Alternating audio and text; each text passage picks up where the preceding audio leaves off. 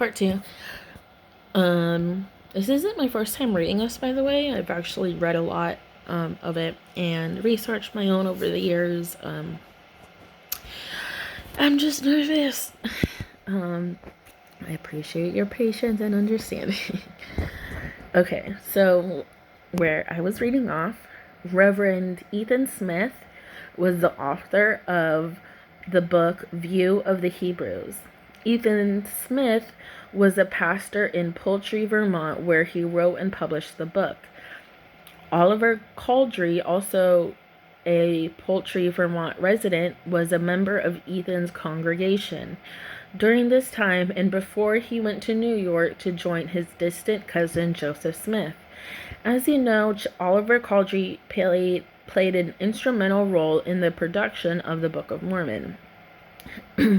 This direct link between Joseph and Oliver and the View of the Hebrews demonstrates that Joseph is very likely to have been aware of the theme and content of that book. It gives weight to all of the similarities described in the preceding comparison chart. Apologists may point out that the Book of Mormon is not a direct word-for-word plagiarism of View of the Hebrews, and indeed, that is not the claim. Rather, the similarities should give any reader pause that two books so similar in theme and content would coincidentally be connected by Oliver Cowdery. LDS General Authority and scholar Elder B.H. Roberts privately researched the link between the Book of Mormon and the View of the Hebrews, Joseph's father having the same dream in 1811 as Lehi's dream. The other sources that were available to Joseph Smith, Oliver Cowdery, Martin Harris, and others before the publication of the Book of Mormon. Elder Roberts' private research was meant for only the eyes of the First Presidency and Quorum of the 12, and was never intended to be available to the public. However, Roberts' work was later published in 1985 as Studies of the Book of Mormon. Based upon his research, Elder B.H. Roberts came to the following conclusion of the View of the Hebrews. Did Ethan Smith's View of the Hebrews book furnish structural material for Joseph Smith's Book of Mormon? ?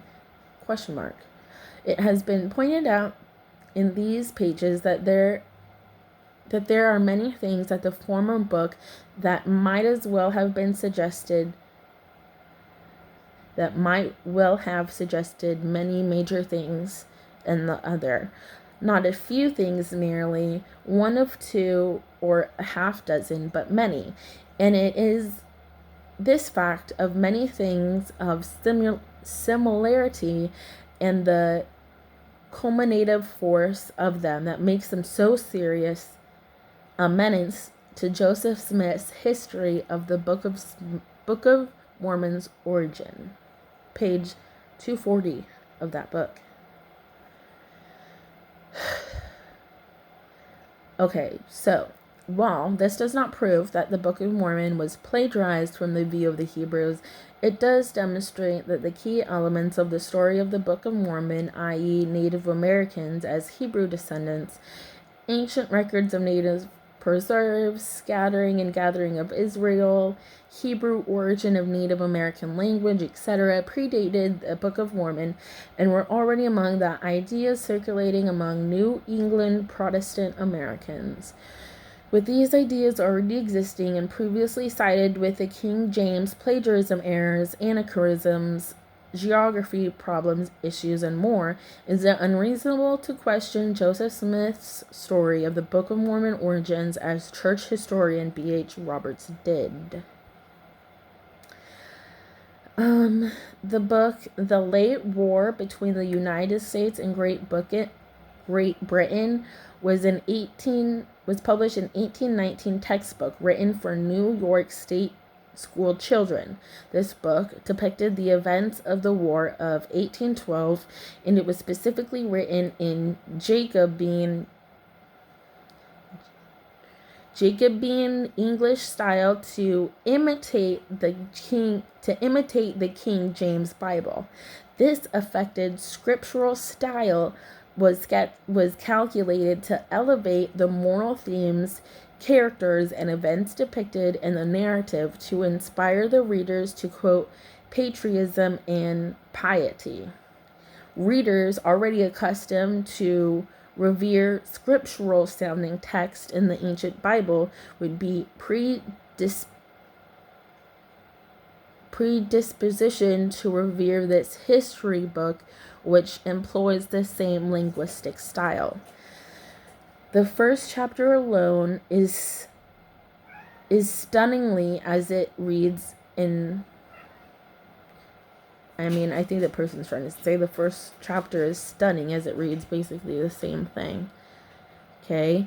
Now it came to pass in the 1812th year of Christian era, and in the 36th year after the people of provinces of Colombia had declared themselves a free and independent nation, that in the 6th month of the same year, on the first day of the month, the chief governor, whom the people had chosen to rule over the land of Colombia, even James, whose surname was Madison, delivered a written paper to the great sanhedrin of people who were assembled together. And in the name of the city where the people were gathered together was called after the name of the chief captain of the land of Colombia, whose faith extended to the utmost part of the earth, albeit he had slept with his fathers. Okay, and you can pop open that Book of Mormon. Same thing. Same exact thing. So, in addition to the above King James Version style of language presented throughout the book, what are the following Book of Mormon verbatim phrases, themes, and storylines doing in a children's school textbook that was used in Joseph Smith's own time and backyard? All of this a mere decade before the publication of the Book of Mormon. Devices of, quote, curious workmanship in relation to boats and weapons. A, quote, stripling soldier with his weapon of war in his hand. A certain chief captain. Fortifications. Nevertheless. 3 Indian prophets. Rod of iron. War between the wicked and the righteous. Maintaining the standard of liberty and righteousness. A lot of other things. The parallels and similarities to the Book of Mormon are astounding.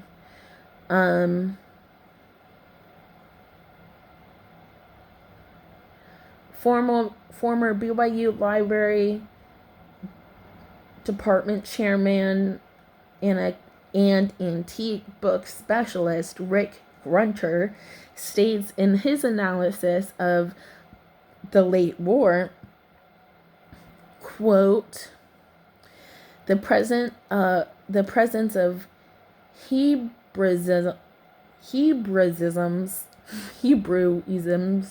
and other striking parallels in a popular children's book, Late War, on the other hand, so close to Joseph Smith in his youth, must sober our perspective. Number 10. Another fascinating book published in 1809, The First Book of Napoleon. The first chapter reads, and behold, it came to pass in these latter days that an evil spirit arose in the face of the earth and greatly troubled the sons of men. And this spirit seized upon and spread amongst the people who dwelled in the land of Gaul. Now in this people feared the Lord may have not come for many generations, and they had come a corrupt and perverse people, and their chief priests, and the nobles of the land, and the learned man thereof, had become wicked in the imaginations of their hearts and in the practices of their lives. And the evil spirit went abroad amongst the people, and they raged like unto the heathen, and they rose up against their lawful king, and slew him, and his queen also, and the prince their son, yea, verily, with a cruel and deadly blood. And moresoever smote with mighty wrath in the king's guards, and banished the priests and nobles of the land, and seized upon and took upon themselves their inheritances, their gold and silver and corn and oil, and whatsoever belonged to them. Now it came to pass, and the nation of the Gauls continued to be sorely troubled and vexed, and the evil spirit whispered unto the Lord and of the people. Does that not sound exactly like the Book of Mormon? It's not. Okay, that was published in 1809, so like a long time before Book of Mormon. Okay, so it's like reading from the Book of Mormon. When I first read this and the other passages along the first book of Napoleon, I was floored. Here we have 2 early 19th century contemporary books written at least a decade before the Book of Mormon that not only read and sound like the Book of Mormon, but also contain so many of the Book of Mormon's parallels and themes so well. The following is a side-by-side comparison of selected phrases from the Book of Mormon to the other book, the first book of Napoleon. I am not going to read that. Okay, number 11. The Book of Mormon taught and still teaches a Trinitarian view of the Godhead. Joseph Smith, early theology, also held this view. As part of over the 100,000 changes to the Book of Mormon were major changes made to reflect Joseph's evolved view of the Godhead. Let me read that one more time. As part of over 100,000 changes to the Book of Mormon, there were major changes made to reflect Joseph's evolved view of the Godhead. So, in his original text, written by Joseph Smith in 1830, I'll read that first, and then I'll read the current altered text, which is what the church currently goes by. 1 Nephi chapter 3, page 25. And he said unto me, Behold, the virgin whom thou seest is the mother of God after the manner of the flesh. And the altered text is 1 Nephi chapter 11, verses 18. And he said unto me, Behold, the virgin whom thou seest is the mother of the Son of God after the manner of the flesh. So they added in the Son of God, the mother of the Son of God. Other things, a lot of other things. So, assuming that the official 1838 first vision account is truthful and accurate, why would Joseph Smith hold a Trinitarian view of the Godhead if he personally saw God the Father and Jesus Christ as separate and embodied beings a few years earlier in the sacred grove?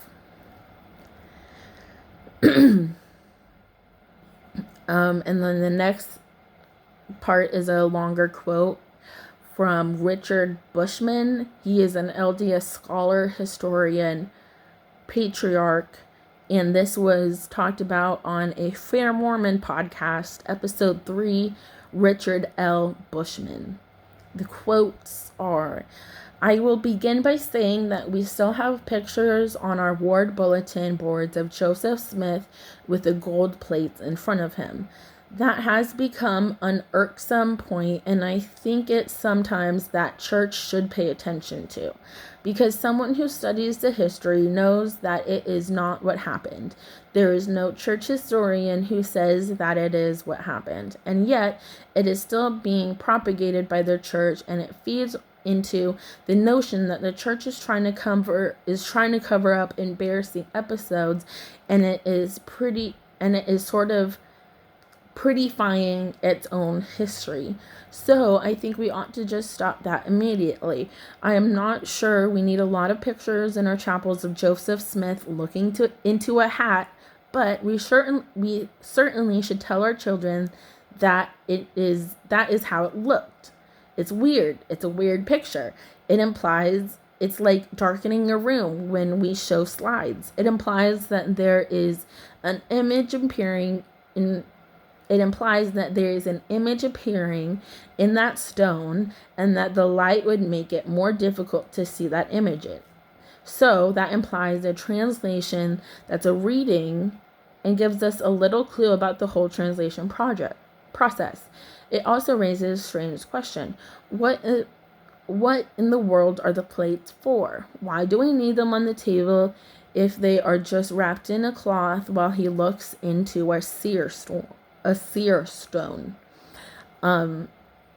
seer stone, when he is looking into the hat, he has this type of just a rock that he puts in the hat, and that's the magic part.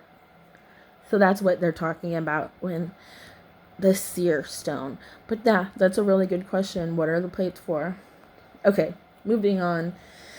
Unlike the story I've been taught in Sunday school, priesthood, general conferences, seminary, EFY, ensigns, church history tours, missionary training center, BYU, and more, Joseph Smith used a rock in a hat for translating the Book of Mormon. In other words, Joseph Smith used the same magic device or Ouija board that he used during his treasure hunting days. He put a rock called a peepstone in his hat, and he put his face in the hat to tell his customers the location of buried treasure on their property. He also used the same method for translating the Book of Mormon, while the gold plates were covered in another room or even buried in the woods. The gold plates were not used for the Book of Mormon we have today. Update.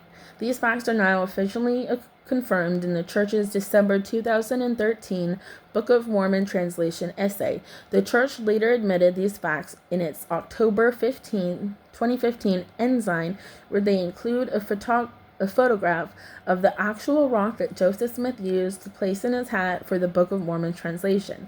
Additional photos of the rock can be viewed on LDS.org. In June 2016, President Dieter F. Uchtdorf posted on his Facebook page comparing the seer stone in the hat Book of Mormon translation to his iPhone. Fair Mormon posted new Book of Mormon translation artwork showing Joseph Smith face in a hat. And so it shows different pictures of him and how they changed it. Since learning this disturbing new information and feeling betrayed, I have been attacked and gaslit by revisionist Mormon apologists, claiming that it's my fault and the fault of anyone else for not knowing this. The information was there all along, they say. You should have known this, they claim. Respected LDS historian and scholar Richard Bushman, as quoted above, understands the problem. Unlike these gaslighting revisionist apologists, he has compassion, understanding, and empathy for those who are shocked to learn his faith challenging information. In 2000, two BYU religious professors, Joseph Fielding McConaughey and Craig J. Ostler, wrote an essay titled The Processing of Translating the Book of Mormon. And they wrote, thus everything that we have in the Book of Mormon, according to Mr. Whitmer, was translated by placing a chocolate-covered stone in a hat in which Joseph would bury his head so as to close out the light. While he was doing so, he could see a, quote, an oblong piece of parchment on which the hieroglyphs would appear. Ooh, I need water.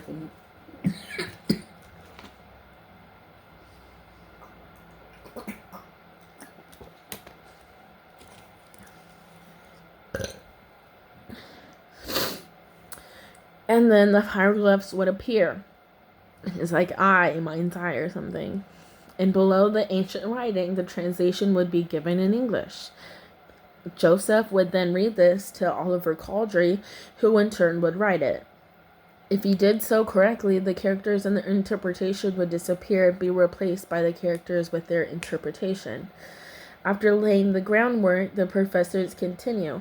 Finally, the testimony of David Whitmer simply does not accord with the divine pattern. If Joseph Smith translated everything, and that is now in the Book of Mormon, without using the gold plates, we are left to wonder why the plates were necessary in the first place. It will be remembered that the possession of the plates were given to the Smith family and put them in considerable danger, causing them a host of difficulties. If the plates were not part of the translation process, why would this have not been the case?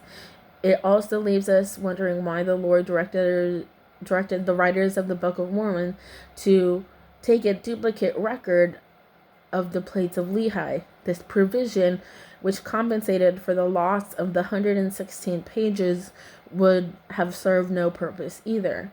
Further, we would be left to wonder why it was necessary for Moroni to instruct Joseph each year for 4 years before he was trusted with the plates. We would also wonder why it was so important for Moroni to show the plates to the 3 witnesses, including David Whitmer. And why did the Lord have a prophet show the plates to 8 witnesses? Why all this flap and fuss if the prophet didn't really have the plates and if they were not used in the translation process? What David Whitmer is asking us to believe is that the Lord had Moroni seal up the plates, and that means by which they were to be translated hundreds of years before they would come into Joseph Smith's possession, and then decide to have the prophet use a seer stone found while digging a well so that none of these things would be necessary after all. Is this, we would really ask, really a credible explanation of the way the heavens operate? How could it have been expected of me and any other church member to know about and to embrace the walk in the hack translation when even these two faithful full-time professors of religion at BYU rejected it as a fictitious lie meant to undermine Joseph Smith and the true claims of the Restoration? A quote from President Gordon B. Hinckley from The Marvelous Foundation of Our Faith. He said, "Our whole strength rests on the validity of that first vision. It either occurred or it did not occur. If it did not, then this work is a fraud. If it did, then this is the most important and wonderful work under the heavens." Okay, and so this next part is talking about the first vision. I guess, let's see what the first part was more like. Yeah, the first one was just kind of like a general, just the actual book. Okay, so let me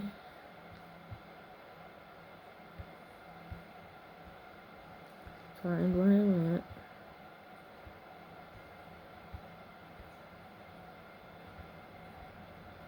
Okay, yeah. First vision. Number 1. There are at least 4 different first vision accounts by Joseph Smith, which the church admits in its November 2013 First Vision Accounts essay. First is a handwritten account in 1832. There are 2 accounts in 1835. And then there's an official version in 1838. Then there's another version in 1842.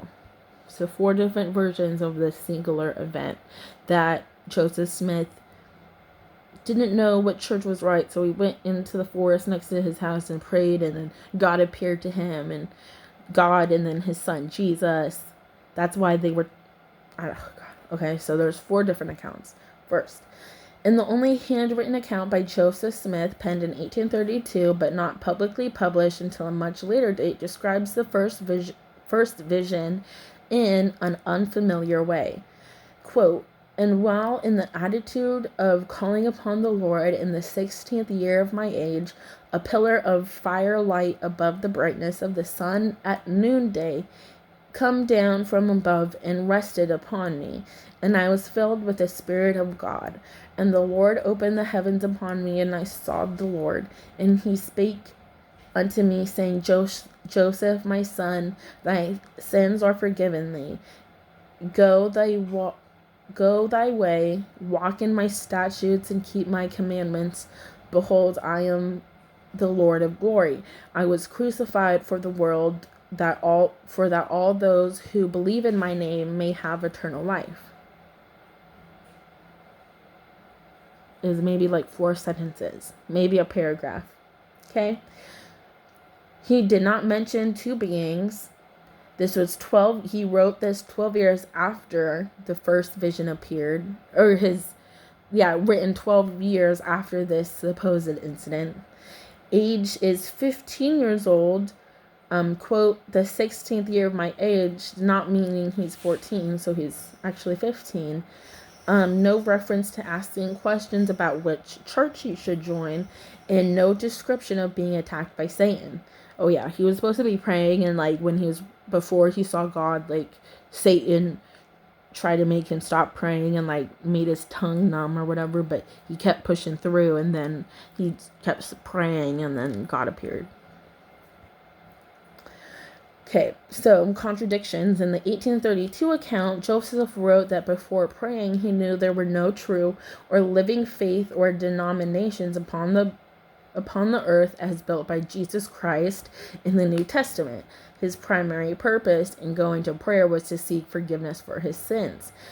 Quote, by searching the scriptures, I found that mankind did not come unto the Lord, but they had apostatized from the truth and living faith, and there were no society or denomination that was built upon the gospel of Jesus Christ. In the official 1838 account, Joseph wrote, my object in going to inquire of the Lord was to know which of all this sects was right. Sects in SECT in reference to what sector of church, Protestant, others.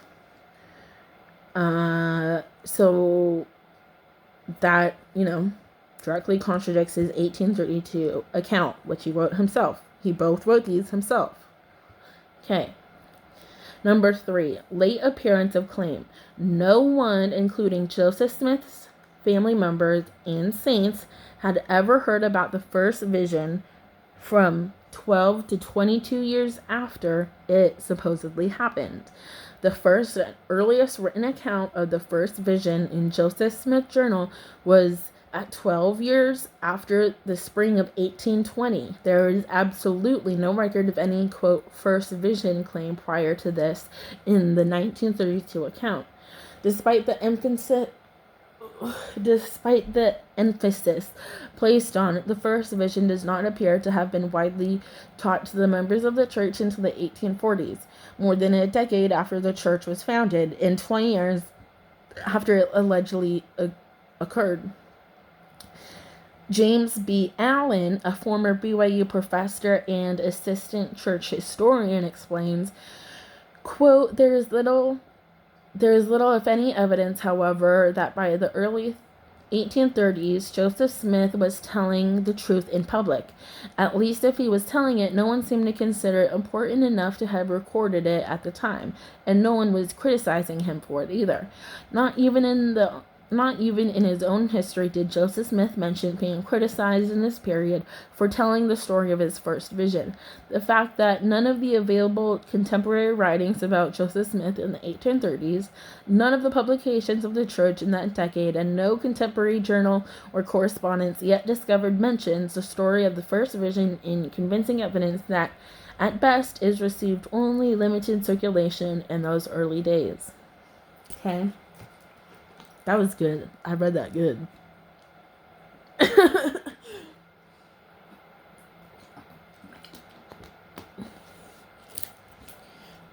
High five to me. Okay, number 4. Other problems. Who appears to him? Question. Depending upon the account, an angel a spirit, two angels, Jesus, many angels, or the Father and the Son appeared to him. It's all over the place. The dates and his ages. The 1832 account states Joseph was 15 years old, while the other accounts state he was 14 when he had his vision. The reason or motive for seeking divine help, Bible reading and conviction of sins, a revival, a desire to know if God exists, wanting to know which church to join, are not reported in the same account. They are not reported the same in each account. Contrary to Joseph's account, the historical record shows that there is no revival in Palermo, New York in 1812. While these revivals did not occur in Palmyra itself, their mention in local newspaper would have given Joseph Smith the sense that there was a substantial revival activity in the region. There was one in 1817 and there was another in 1824. These are from records from his brother William Smith and from his mother Lucy Mack Smith, both stating that the family joined Presbyterian after Alvin's death. In November 1823, despite Joseph Smith claiming in the official 1838 account that they joined in 1820, 3 years before Alvin Smith's death. So, why did Joseph hold a Trinitarian view of the Godhead as shown previously with the Book of Mormon, if he clearly saw the Father and the Son were separate embodied beings from the first official vision? And as with the Rock and the Hat story, I did not know there were multiple first vision accounts. I did not know of their contradictions or that church members did not know about in the first vision until 12 to 22 years after it supposedly happened. I was unaware of these omissions in the mission field, and I was never taught or trained this in the missionary training center to teach investigators these facts. Okay, the next part that we will be talking about in part 3, the Book of Abraham. This quote is from the LDS Church's translation and historicity of the Book of Abraham essay. Fuck if I know. Okay, none of the characters on the papyrus fragments mentioned Abraham's name or any of the events recorded in the Book of Abraham. Mormon and non-Mormon Egyptologists agree that the characters on the fragments do not match the translation given in the Book of Abraham, though there is not unanimity among even non-Mormon scholars about the proper interpretation of the vignettes on these fractures. Scholars have identified the papyrus fragments as part of standard funerary texts that were deposited with mummified bodies. These fragments date to between 3rd century BCE and the 1st century CE, long after Abraham lived. I don't know what that meant, actually, but I really have to go to the bathroom, so I'll see you in part 3.